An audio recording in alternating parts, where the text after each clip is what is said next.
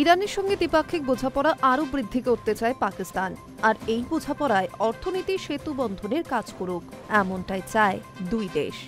সেই কারণে দুই দেশের বাণিজ্য মন্ত্রীর মধ্যে বাণিজ্যিক বিষয়ে একাধিক চুক্তি স্বাক্ষরিত হল।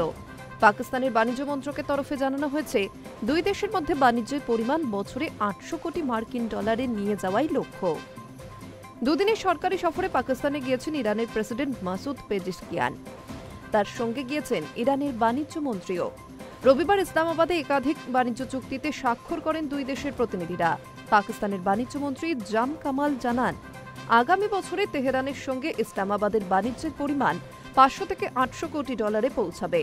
সেক্ষেত্রে লক্ষ্যমাত্রা পূরণে খুব বেশি দেরি হবে না বলে আশাবাদী তিনি।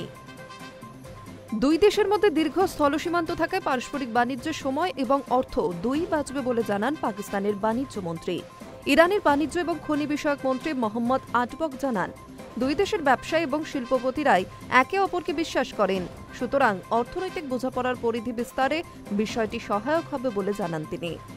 পাকিস্তানের পড়শি দেশ হলেও ইরানের সঙ্গে ভারতের সম্পর্ক বেশ মসৃণ। চাবাহার বন্দর সহ ইরানের বেশ কিছু গুরুত্বপূর্ণ পরিকাঠামোগত ক্ষেত্রে বিনিয়োগ রয়েছে ভারতের। চলতি বছরেই ভারত ইরানের কূটনৈতিক সম্পর্ক ৭৫ বছরে পা দিয়েছে। ১৯৫০ সালে স্বাক্ষরিত ভারত ইরান মৈত্রী চুক্তি দুই দেশের কূটনৈতিক সম্পর্কের ভিত্তি তৈরি করেছিল। তবে সাম্প্রতিক ইরান ইসরায়েল সংঘাতে ভারত খানিক মধ্যপন্থা অবলম্বন করে। কূটনৈতিক শিবিরের একাংশের মতে, সেই সময় সোচ্চারে ইরানের পাশে দাঁড়িয়ে ডোনাল্ড ট্রাম্পকে চটাতে চায়নি ভারত। অবশ্য জুলাইয়ে প্রধানমন্ত্রী নরেন্দ্র মোদীর উপস্থিতিতে ব্রিক্স সম্মেলনে ইরানে হামলার নিন্দা করা হয়। তবে যৌথ বিবৃতিতে ইসরায়েল বা আমেরিকার নাম উল্লেখ করা হয়নি। Hi news network.